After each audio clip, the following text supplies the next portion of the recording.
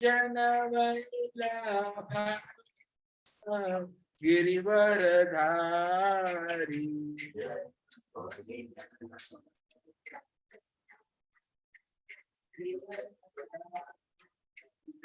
जय राधा माधव कुंज बिहारी।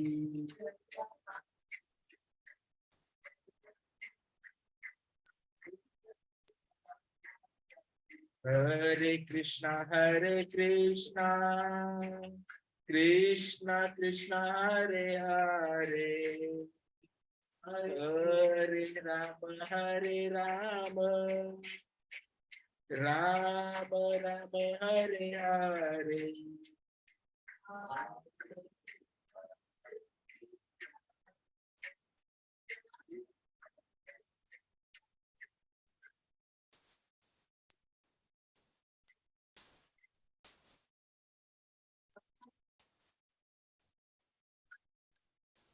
हरे कृष्णा कृष्णा कृष्णा हरे हरे, हरे राम राम राम हरे हरे।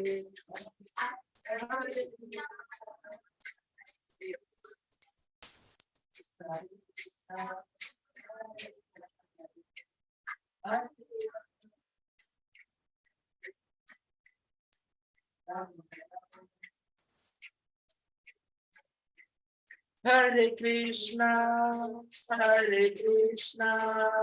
कृष्णा कृष्णा हरे हरे, हरे राम राम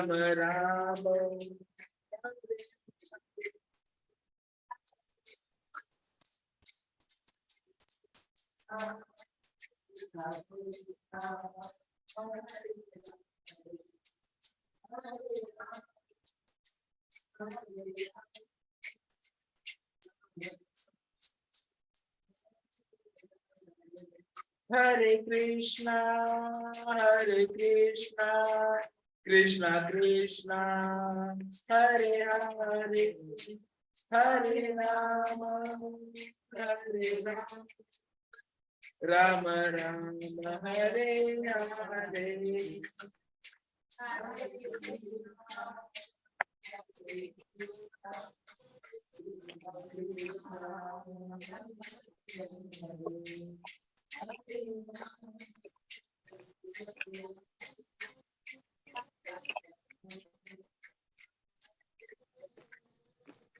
हरे कृष्णा कृष्णा कृष्णा हरे हरे, हरे राम राम हरे। Oh,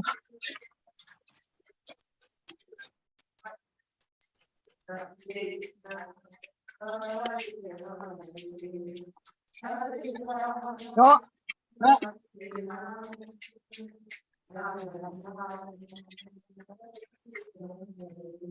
जय विष्णुपाद परमेश्वर जगाचार्य अष्टोत्तर श्री श्रीमद कृष्ण कृपा श्री मूर्ति No. वेदांत स्वामी श्रील प्रभुपाद की जय विष्णुपाद परमेश्वर जगाचार्य अष्टोत्तर श्री श्रीमद कृष्ण कृपा श्री मूर्ति भक्ति सिद्धांत सरस्वती ठाकुर श्रील प्रभुपाद।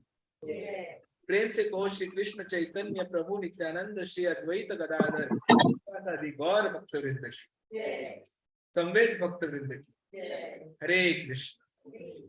तो आज की इस संध्याकालीन भगवद गीता कक्षा में आप सभी का स्वागत है।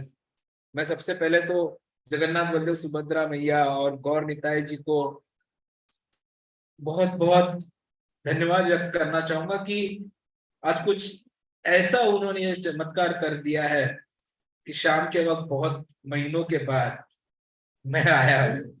मतलब आई थिंक 16वें या 17वें अध्याय के बाद आज बहुत दिनों के बाद यहाँ मुझे आना का यह मौका गौर निताई जी ने दिया कि मुझे कुछ सेवा का यह मौका मिले, और वह भी उस वक्त जब हमने ये 18वें अध्याय का 5वां जो भाग है उसकी शुरुआत कर दी। हरे कृष्ण कृष्ण हरे हरे वो जैसे कि हमने देखा होगा हरे कृष्ण कि टोटल ये जो 18वां अध्याय है, इसका जब हमने स्टार्टिंग किया था तो प्रभु जी ने हमें समझाया था कि दिस होल 18th चैप्टर, जिसका नाम ही समरी है, परफेक्शन ऑफ रिनंसिएशन, कंक्लूजन, नाम में ही क्या होता है, कंक्लूजन।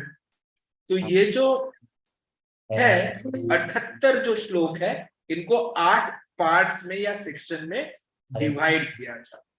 कि पहले 12 श्लोका का पहला पार्ट था जिसमें हमने कर्म के बारे में देखा, वो बेसिकली पहले 6 चैप्टर का समराइजेशन आता है। फिर 13 से 18 जो श्लोकास है, that is summarisation of chapter 13 to 17, ज्ञान सेक्शन, दैट इज सेक्शन 2। फिर सेक्शन 3 जो था 19 से लेके 40वें श्लोक तक, उसमें how the various modes control all activities, मतलब हमारे ये जो गुण होते हैं वो हमारे सभी कर्मों को कैसे नियंत्रित करते हैं, यह हम देखते हैं। तो हम कर्म के बारे में देखते हैं। फिर 41 से 48वां जो श्लोक था, जो लास्ट वीक हमने कंप्लीट किया, उसमें हमने सकाम से लेके निष्काम कर्म योगा की तरफ कैसे जाया जाए, मतलब हम जो कर्म कर रहे हैं कर्तव्य के अनुसार, उनके फलों से मुक्ति कैसे प्राप्त करें। और उसके बाद ये 49वें श्लोक से, जो हमारा कल हुआ था परसों, हम निष्काम से तरफ मुक्ति और मुक्ति के द्वारा भक्ति, ये जो मार्ग क्रमण है, ये इस 5वें सेक्शन में आता है, जो श्लोका नंबर 49 से 55 है। फिर 56 से 60 क्या बताएगा कि भाई शुद्ध भक्ति में कैसे काम करें। 61 से 63 में हमें जो 7th सेक्शन है, पता चलेगा कि भगवान को कैसे शरणागति ले। फिर 8वां जो सेक्शन आएगा, उसमें हमें पता चलेगा कि जो सबसे गुह्यतम ज्ञान है वह यह है कि हम भक्त कैसे बने। और फिर बाद में हम 9वें सेक्शन में आते हैं 67 to 71, जिसमें भगवत गीता का प्रचार और शिक्षण कैसे किया जाए वह आता है। 72 और 73वें श्लोक को 10वां हिस्सा माना जाता है कि कैसे अर्जुन अब एकदम फिक्स्ड हो गए। और आखिरी के जो श्लोक है, जो संजय के प्रेडिक्शंस है, वह आते हैं 11वें सेक्शन, श्लोका नंबर 74 to 78। तो इस तरह यह जो 18वां अध्याय है, इसका हम पढ़ाई करते हैं।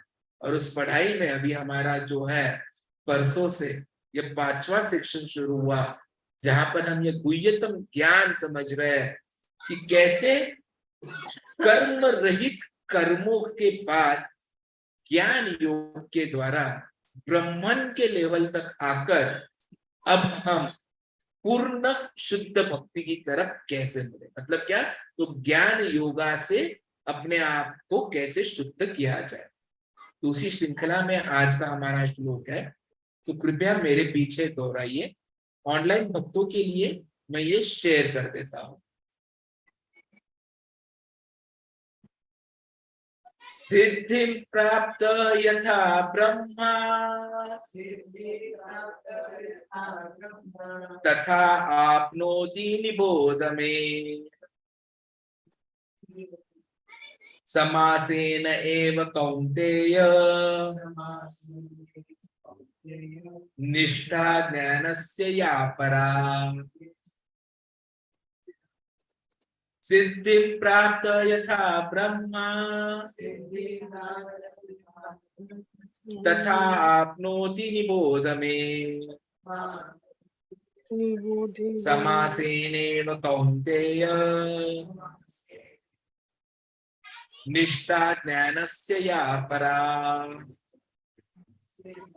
आप में से कोई पढ़ेगा 18.50, 18वां अध्याय 50वां श्लोक पढ़िए माता जी।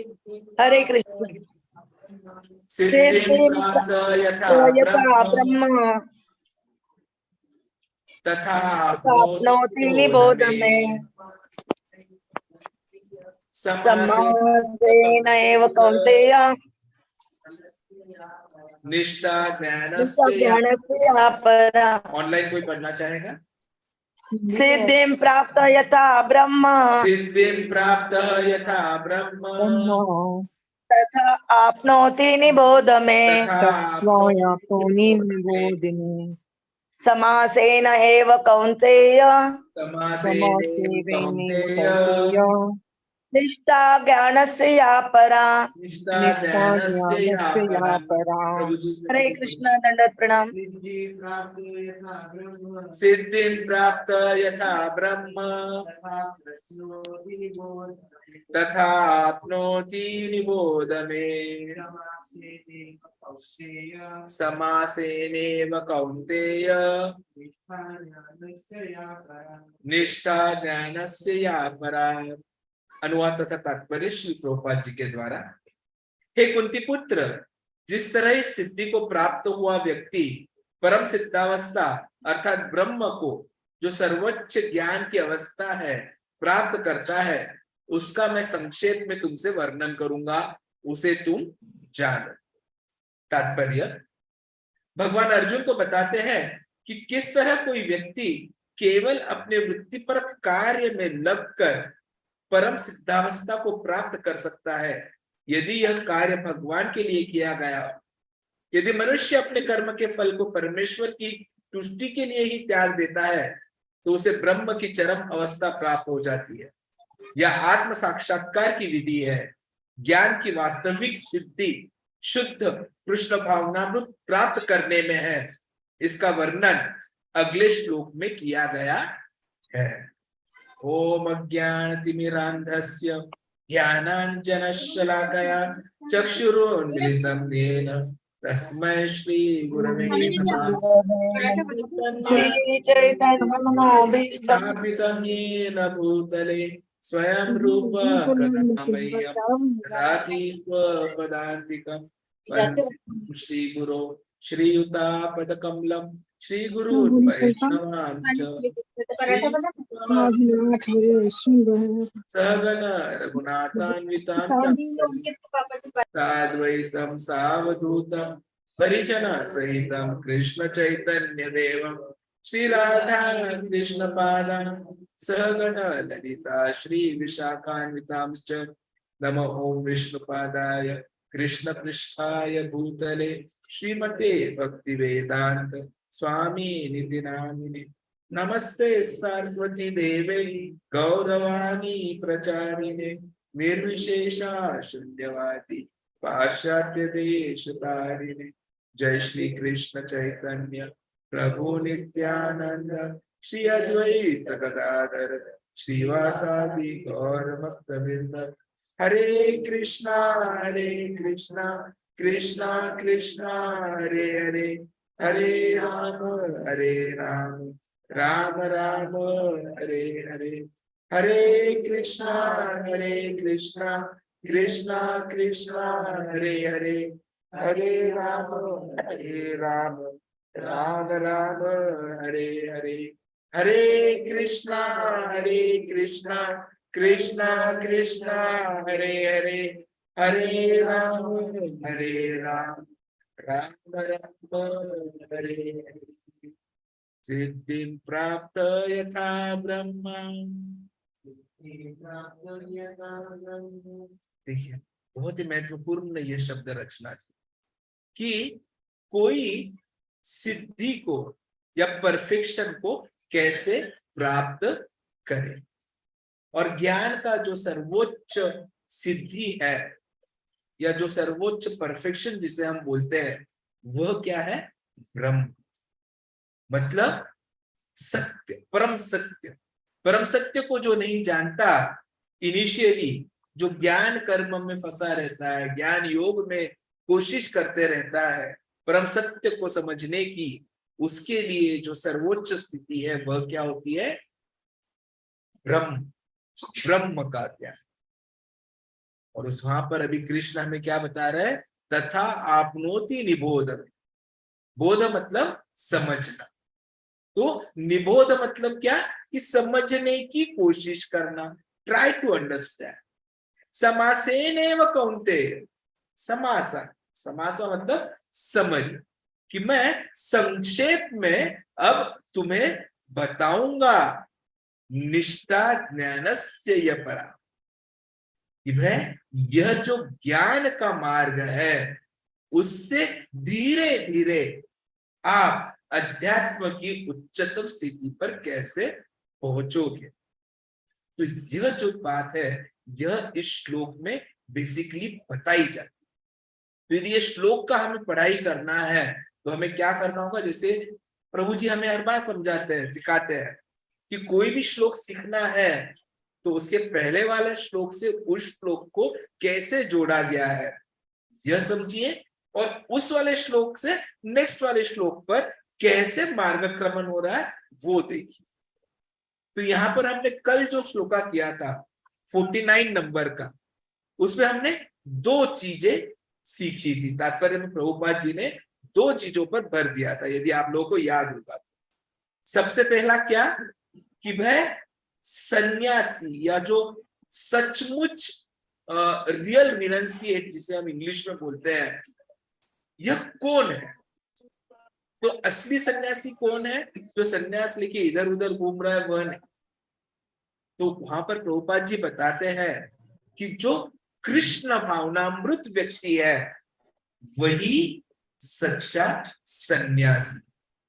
असली सन्यास का मतलब यह है कि हम अपने आप को परम भगवान का जो हम अंश है वह मानने समझने लग जाए।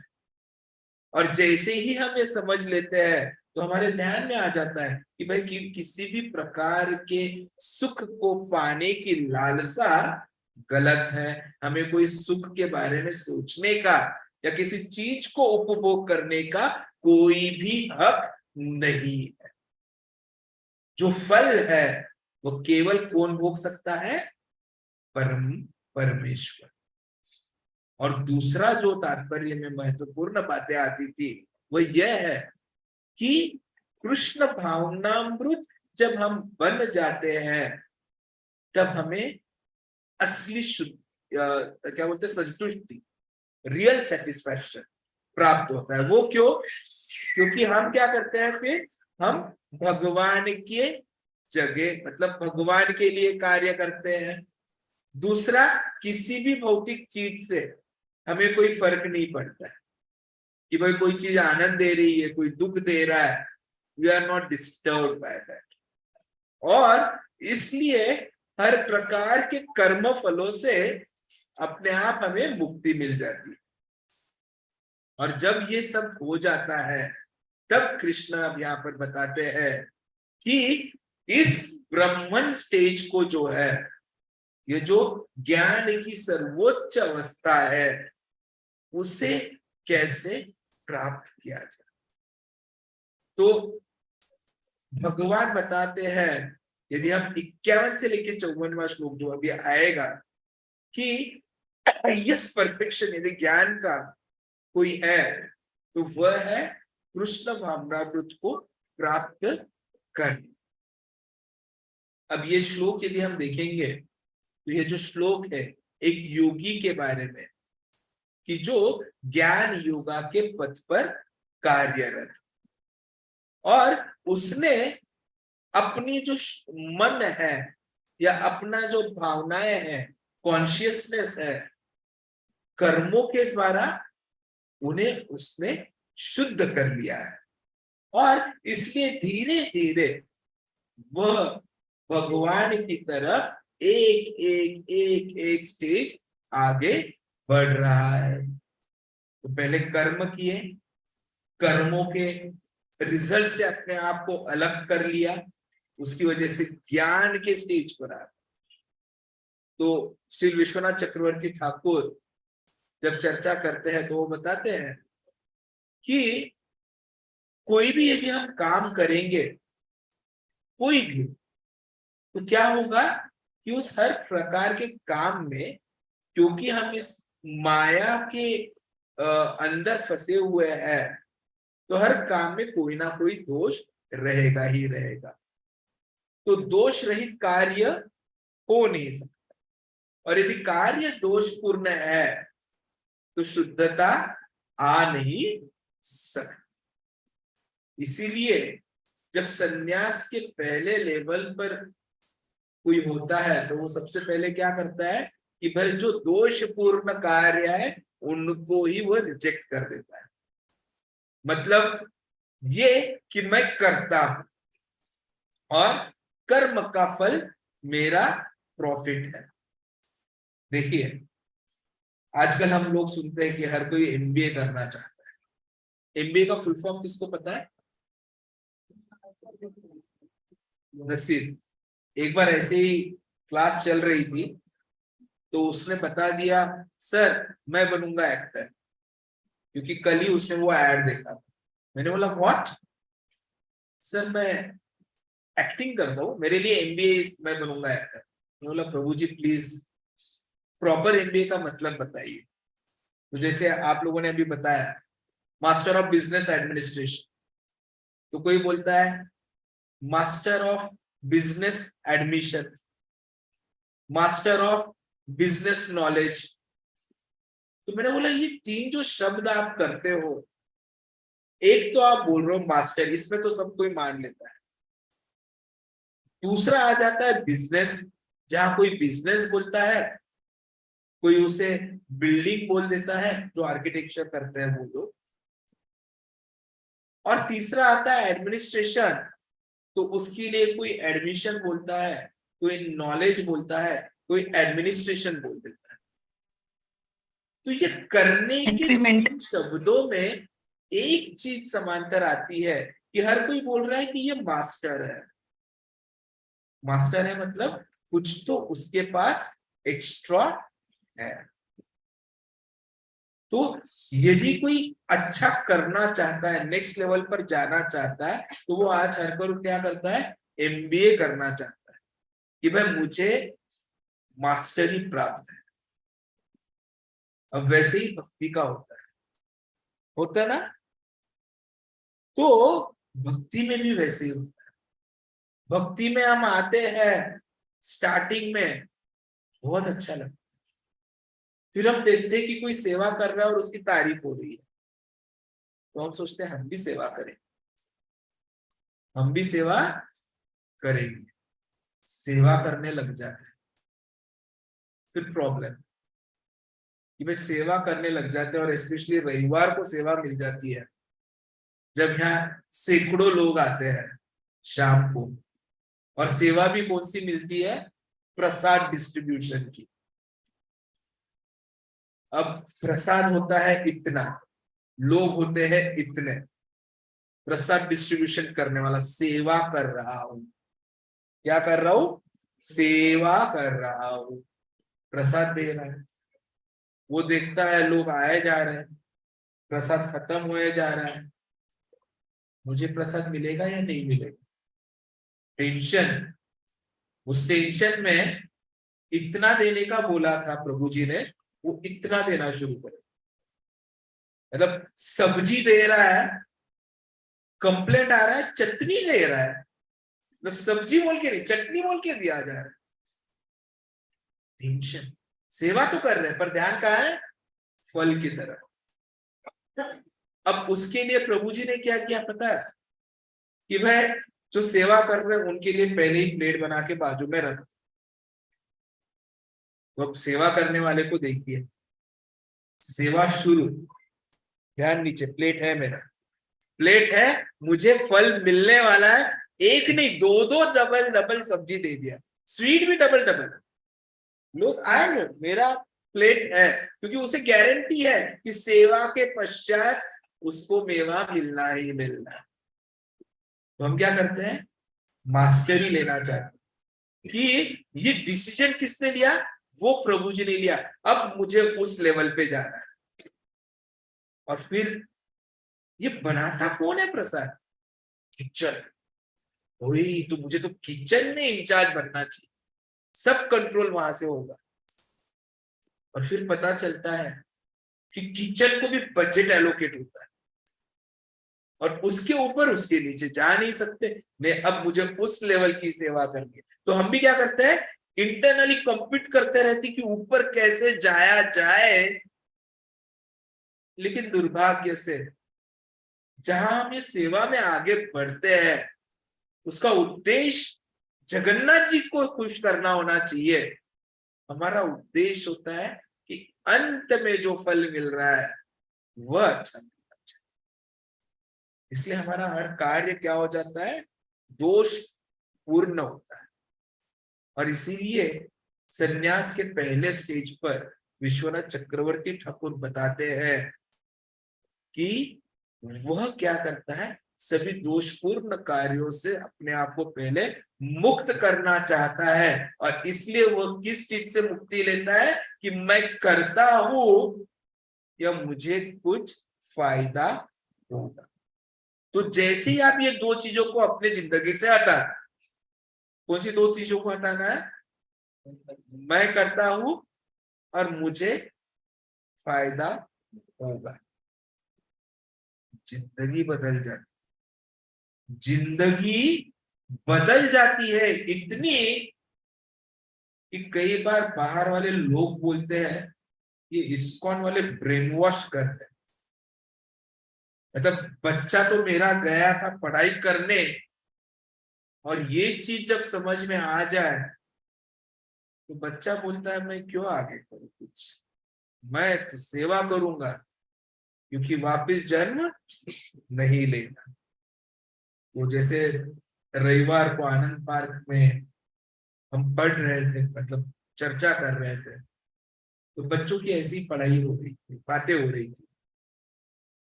तो एक बच्चा था, दो बच्चे थे एक्चुअली, पढ़ाई में कुछ अच्छे नहीं थे, मुश्किल से मेहनत कर करके ढकेल ढकेल कर 10वीं कक्षा तक पहुंचे थे और कोई गारंटी नहीं थी कि वो इस बार पास होने वाला है। और प्रायः जैसे होता है कि अपयश के कारण हम क्या हो जाते हैं, टूट जाते हैं, कि बार बार कोशिश करके भी अपयश मिल रहा है और हम भौतिकता में ही फंसे हैं। तो हम सोचते हैं यार अब अपना तो कुछ होगा नहीं, ना नौकरी मिलेगी ना छोकरी मिलेगी। मेरे साथ जो पढ़ रहे थे वो तो नौकरी पे लग गए, मैं 10वीं में फंसा हूं। तो मन में बुरे बुरे विचार आते हैं। तो वैसे ही इनके मन में आया तो चिंटू ने बंडू को बोला यार अब बहुत हो गया, मैं तो अब जा रहा हूँ। कहाँ जा रहे हो? नहीं बस मैं अब मरने वाला हूँ। तो बंटू ने बोला रुक। चिंटू ने बोला क्यों? बोले सोच लो एक बार। क्या सोचना है? फिर से जन्म लेना पड़ेगा। ठीक है, फिर से नर्सरी से पढ़ना पड़ेगा, फिर भी मरना है, सोच। बोले नहीं नहीं नहीं, अब नहीं, फिर से नर्सरी से पढ़ाई मुझसे तो ना होगी, फिर से नर्सरी से 10वीं और फिर आगे नहीं होगा। तो बंटू बोले इसीलिए अभी पढ़। और फिर वो पढ़ने लगा, मतलब बोला है कि मैं पढ़ूंगा। पर देखिए जीवन यही है, शुरुआत फिर से शून्य से होती है। नौकरियों में भी यही हो रहा है। आईटी में लाखों की नौकरी ले ली, छोकरी मिल गई और फिर टोकरी हाथ में आ गई, रेड स्लिप, पिंक स्लिप। किसी को पिंक स्लिप बोलते हैं, किसी को रेड फायरिंग बोलते हैं। जीरो पर आ गए कि क्या करें। यह जीवन है कि भौतिकता में हम कब ऊपर जाए कब नीचे आए हमें पता नहीं चलेगा। लेकिन जो आध्यात्मिकता है, कौन सी दो चीजों से हमने अपने आप को दूर कर दिया, मैं करता हूं या मुझे कुछ फायदा होगा। तो जो भौतिकता में नहीं रहते हुए आध्यात्मिकता में काम करने लग जाते हैं, मैं तो कुछ नहीं कर रहा हूं, जो है वो कर रहे हैं, जो मिल रहा है उनको मिल रहा है, मैं तो जो मिल रहा है वो करूंगा। ये मैं कौन हूं? सेवक हूं। I am a servant. और कैसा सेवक हूं? सेवकों के सेवकों के सेवकों का सेवक। तो मैं तुच्छ हूं, और यदि मैं तुच्छ हूं तो मुझे कुछ अच्छा नहीं मिल सकता। मुझे बस यही सेवा करते हुए अपने आप को शुद्ध कर कर भगवत धाम जाना है। और जब हम ऐसा सोचते हैं ना, तब हम संन्यास बन के, मतलब संन्यास के सेकंड स्टेज पर, अब ब्रह्म के स्टेज पर जा रहे हैं ना अपन, ये श्लोक में पहुंचते हैं, जो इस श्लोक के स्टार्टिंग में आया हुआ था, असक्त बुद्धि सर्वत्र। तो जो भगवान को शुरुआत में केवल अपने आप तप कर कर, व्रत कर कर समझने की कोशिश करते हैं, वे प्रायः सफल नहीं होते, उन्हें फिर से जन्म लेने पड़ते हैं।